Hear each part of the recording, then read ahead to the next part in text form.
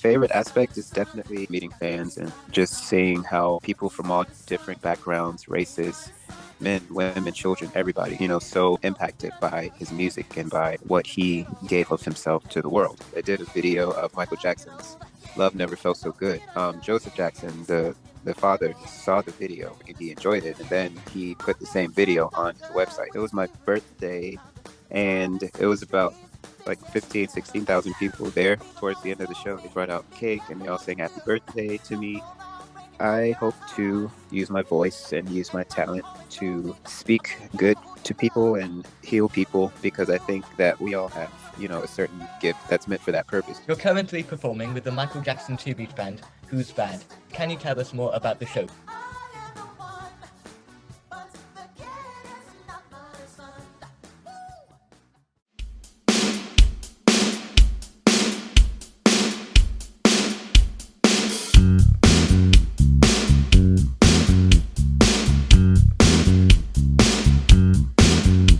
How are you today?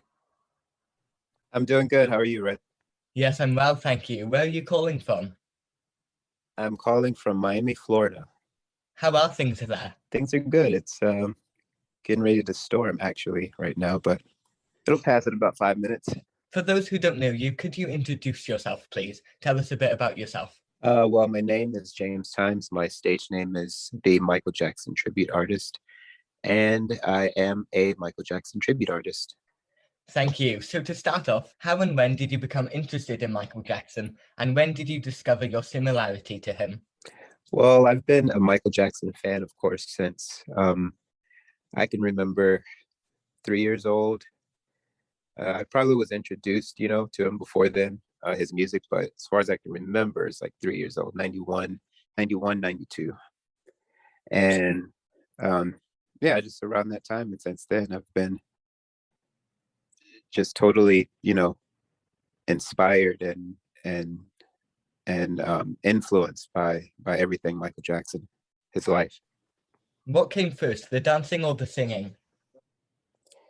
Definitely the singing came first. Yeah, no, the singing came first. I didn't know I could dance until much, much later into my late teens. Moving on, could you tell me more about your first performance, please? How did it go? Well, it was in 2009. That was the year that he passed in September. And so it was actually a talent show and held in Kissimmee, Florida at a church, but it was at a big arena. It was a talent show. There's quite a few performers there, and I performed Dangerous solo, just me by myself. And I did that whole routine and I won the talent show first place. So it went pretty well. Wow, that's amazing. Yeah. If you weren't a performer, what career do you think you would have pursued? If I weren't doing MJ? Yeah. I mean, well, I would definitely be an entertainer. I'm actually consider myself an artist and an entertainer first, and tributing Michael Jackson is a great stepping stone to kind of dive into that more in the future. Yeah.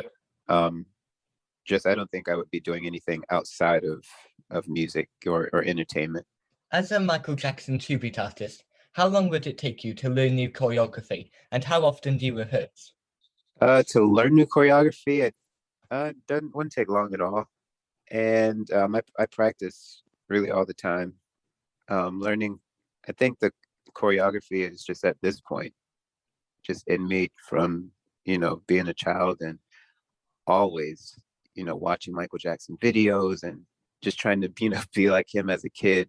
Since then, it's like it's just always, it's something that stuck with me. And then once I started doing it for as a tribute, that experience that I had as a child, it just came in handy. And now, like, as I study it as a profession, it's just something that comes more and more easily, believe it or not.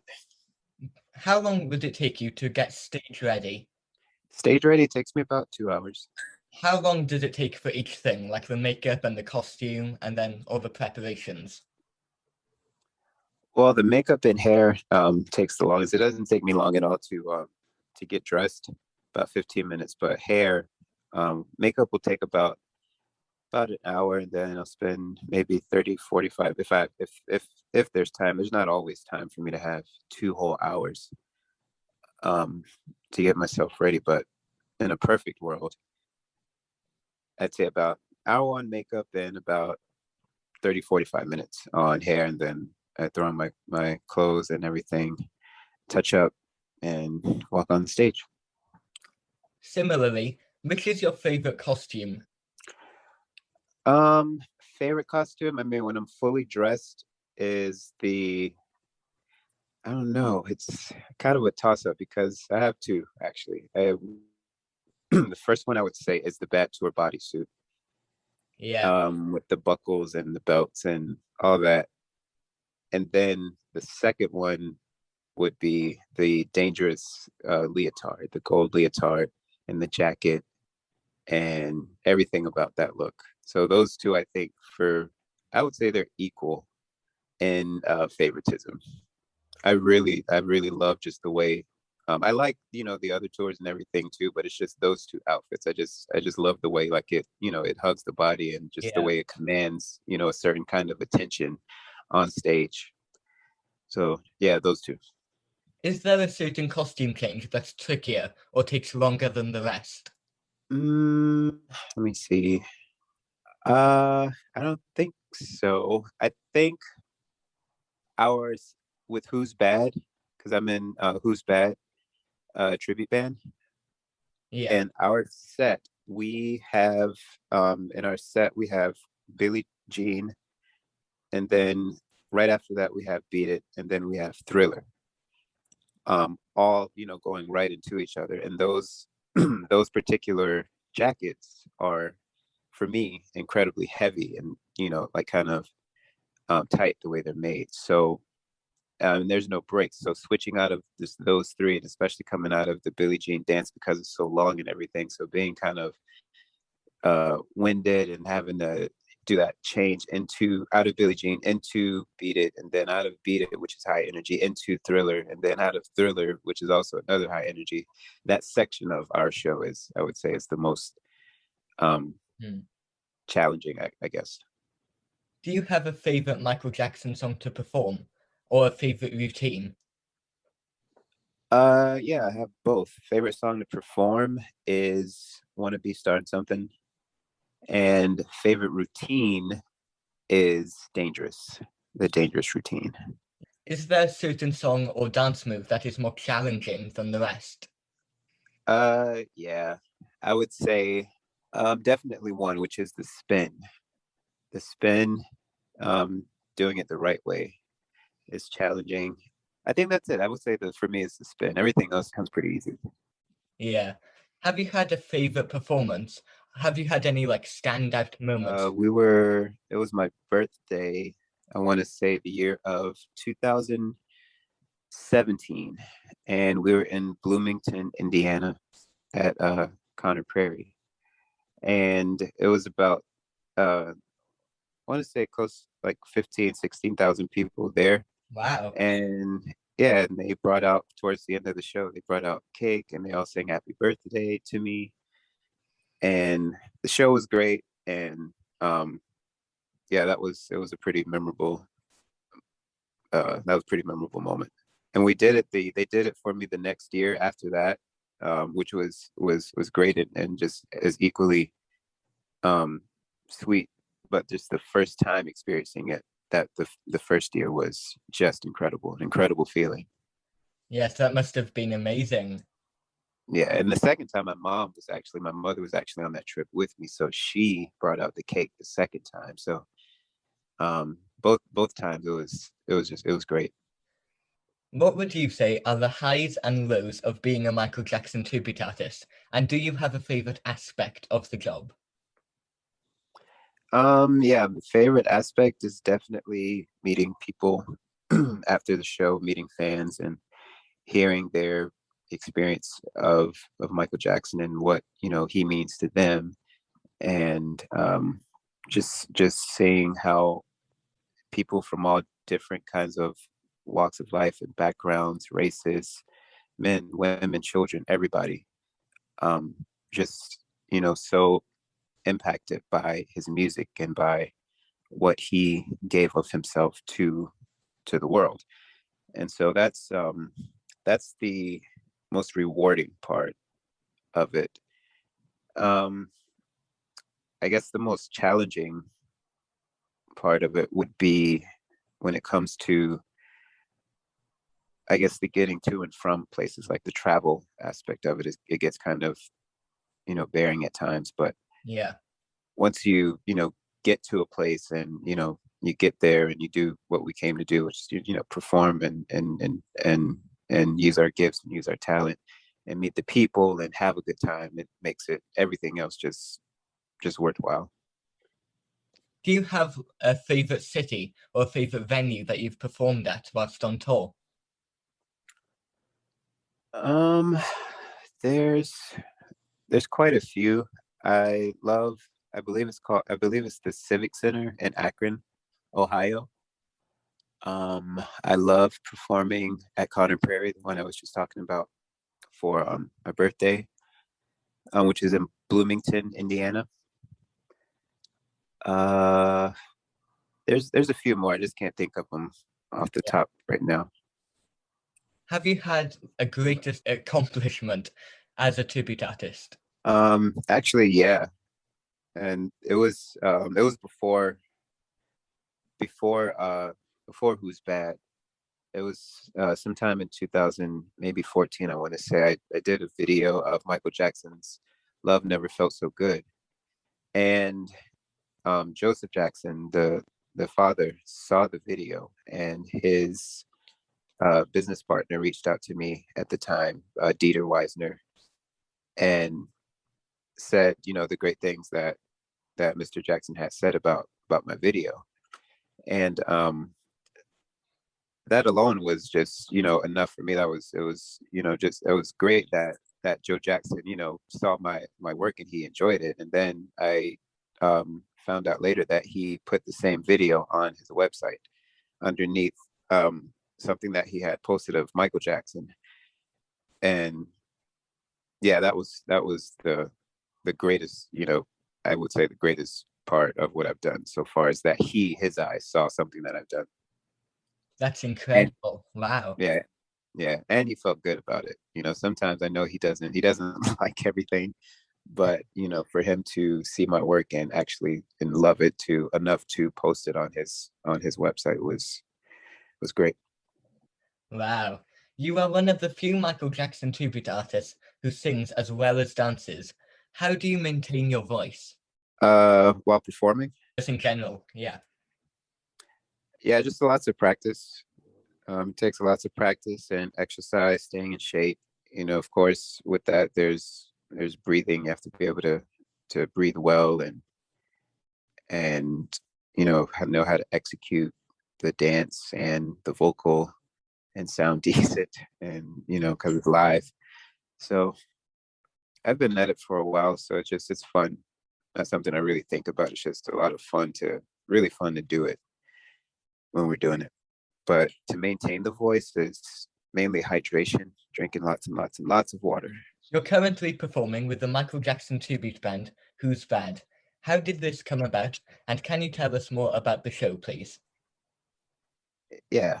Well, in 2016, I want to say, yeah, it was 2016. I was actually leaving MJ Live, and around the same time, it was just necessary for that Who's Bad needed a new member, and so we got into communication, and I started rehearsing for the show, and they pretty much brought me right in. But I had actually been um, wanting to be a part of Who's Bad for a long time before that, many, many, many years before that. And it just, it just wasn't the right time. And, I wasn't ready and things like that. And so this had been something that I was really, really working towards for a very long time. And so it finally happened in 2016. And just since then, it's been just an incredible ride, incredible journey, just learning and traveling and going all the places that we've gone and growing how I've grown within the show. And there was a second part to your question. Could you tell us more about the show, please? Oh yeah, about the show. The show is, I would say, really centered around the Bad Tour, even though we don't necessarily try and stick to a certain tour, but the image of the band is generally, centered around the Bad Tour. Fans know what that means. Yeah.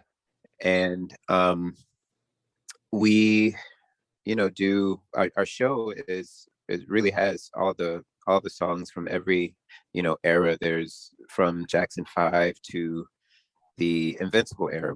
We perform You Rock My World. So it's a pretty well-rounded show. Everybody who's a Michael Jackson fan from any age, they are able to come to the show and they're going to hear something that they connect with. Yeah. Could you tell me more about the Evolution of Pop show, please? Yeah, that's a new show under the Who's Bad Music umbrella. Who's Bad Music actually has another show too called Who's That Girl? Okay. Yeah, and so Evolution of Pop we developed in addition to the Michael Jackson show, just to give our fans a different look at us, just a different side of our talents, and just to see that what else we can do and hear us in just a different sense, in a different light, doing music that just different music that they love outside of Michael Jackson. Now we do have Michael Jackson in the show, in the Evolution of Pop show. We do have a Michael Jackson set, but we also have other pop artists like Bruno Mars, Justin Timberlake, and just great pioneers like Stevie Wonder, James Brown, and just so many other just incredible. We do some of Queen's music, and so it's just a big just melting pot of the most popular songs that's really shaped popular music. And so it's a fun show, and I think that if you like the Michael Jackson show or the Who's Bad show, then you'll love the Evolution of Pop show as well. Excellent. What are your future ambitions as a performer?